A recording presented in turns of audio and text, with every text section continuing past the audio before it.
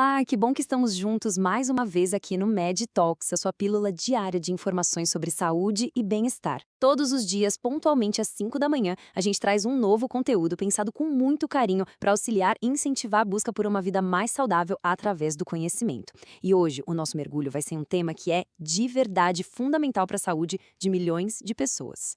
Sabe, existe uma expressão muito conhecida na medicina para descrever a hipertensão, e é essa que tá na tela: a assassina silenciosa.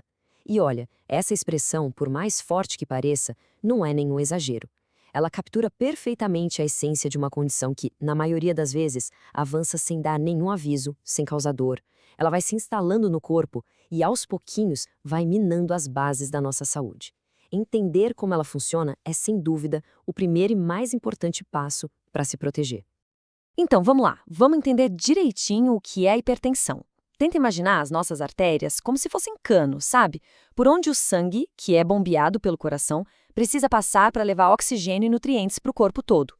A hipertensão acontece quando a força desse sangue contra a parede desses canos está alta demais e, o mais importante, de forma contínua. Não é um pico isolado de pressão por causa de um susto, não. É uma condição crônica, persistente, que força o coração a trabalhar muito mais do que deveria e vai desgastando os vasos sanguíneos dia após dia. E como é que a gente mede isso? Bom, a pressão arterial é sempre expressa por dois números. O ideal, a nossa meta, é algo em torno de 120/80. O primeiro número, o maior, é a chamada pressão sistólica. É a força máxima que o sangue faz quando o coração se contrai, quando ele empurra o sangue.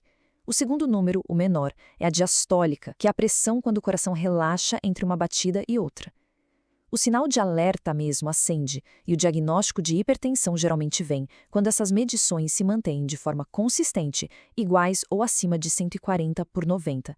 Essa é a fronteira que nos diz que o sistema todo está trabalhando sob um estresse contínuo. Ok, agora que a gente já sabe o que é, a pergunta que fica é: de onde ela vem, o que causa a hipertensão e por que o corpo, na maioria das vezes, não nos avisa?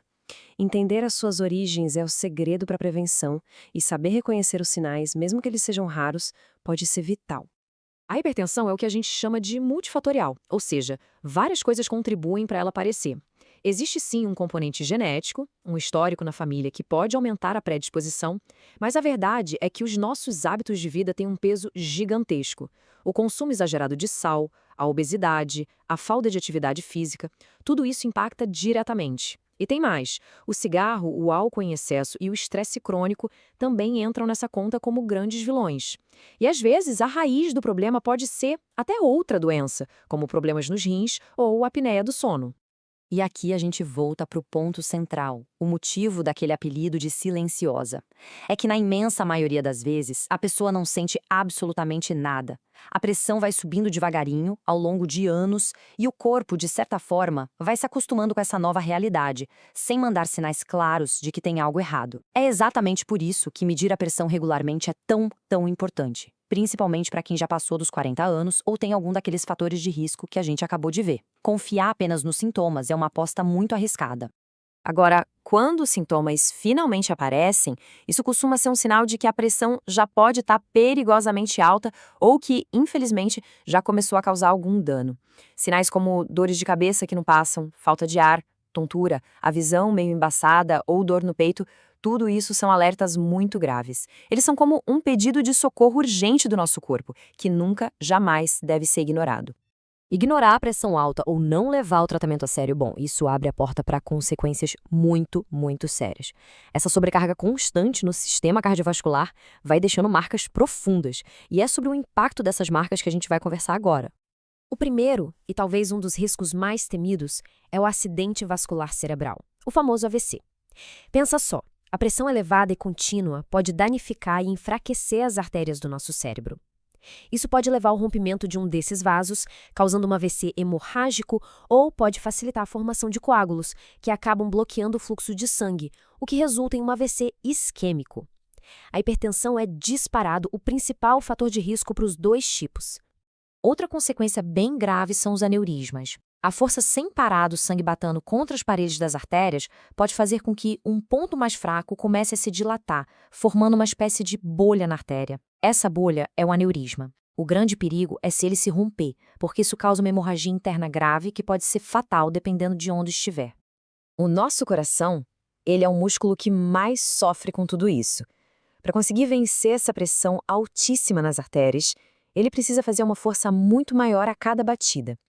Com o tempo, como qualquer músculo que é sobrecarregado, ele pode crescer, ficar mais rígido, e eventualmente essa sobrecarga toda pode fazer com que o músculo enfraqueça e perca sua capacidade de bombear o sangue com eficiência.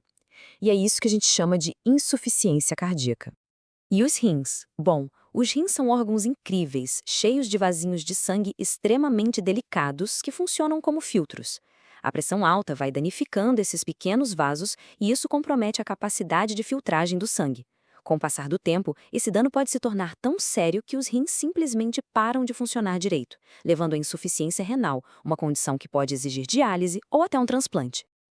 Ufa! Depois de entender todos esses riscos, a gente chega na parte mais importante e, felizmente, mais esperançosa: a prevenção. A grande notícia é que existe um poder imenso nas nossas mãos para proteger a saúde do coração através de escolhas que a gente faz todos os dias. Vamos ver como trilhar esse caminho de cuidado?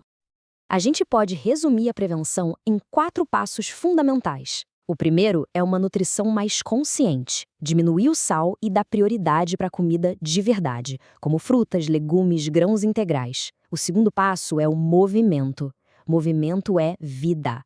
Praticar atividades físicas regularmente fortalece o coração. O terceiro é o equilíbrio dos hábitos. Manter o peso sob controle, moderar o consumo de álcool e, algo crucial, abandonar o cigarro.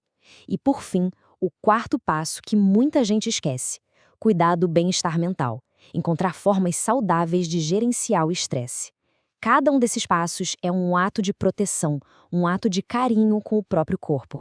E para quem já recebeu o diagnóstico, quando a prevenção não foi suficiente? Aí se inicia uma jornada de tratamento e controle que precisa ser sempre guiada por um profissional de saúde. Essa não é uma jornada para ser feita por conta própria, de jeito nenhum. As mudanças no estilo de vida são a base de tudo, sempre. Mas, em muitos casos, elas precisam ser complementadas com medicamentos. Existem vários tipos de remédios que agem de maneiras diferentes para ajudar a controlar a pressão. A escolha do melhor medicamento e da dose certa é uma decisão médica, que leva em conta cada pessoa. Por isso, é fundamental seguir a prescrição à risca. E essa frase resume a essência do controle da hipertensão. Não é uma doença que se trata uma vez e pronto, curou. É uma condição que se gerencia, que se controla ao longo da vida. Por isso, as consultas regulares são tão essenciais. É nesses encontros que o profissional vai monitorar a pressão, vai avaliar como o corpo está respondendo ao tratamento e, se precisar, fazer os ajustes necessários. É uma verdadeira parceria pela manutenção da saúde. E assim, chegando ao final da nossa conversa de hoje, fica essa pergunta no ar para uma reflexão. A gente diz que a saúde é o nosso bem mais valioso, a base para a gente conseguir fazer todo o resto. Mas na prática, nas pequenas escolhas de cada dia, como é que esse bem tão precioso está sendo protegido? É uma questão que vale uma pausa e uma reflexão bem sincera. A gente agradece imensamente a sua atenção e o seu tempo. Para quem sentiu vontade de se aprofundar um pouco mais neste e em outros temas de saúde e bem-estar, fica aqui o nosso convite para acessar o blog. O endereço é med.com.br. E essa nossa conversa não para por aqui. Ela continua em formato de áudio lá no Spotify. É só procurar pelo nosso podcast Descomplicando a Saúde com SPAS, soletrando SPASS, a nossa plataforma de benefícios. Desejamos um ótimo dia com mais saúde e mais consciência. Um grande abraço e até logo!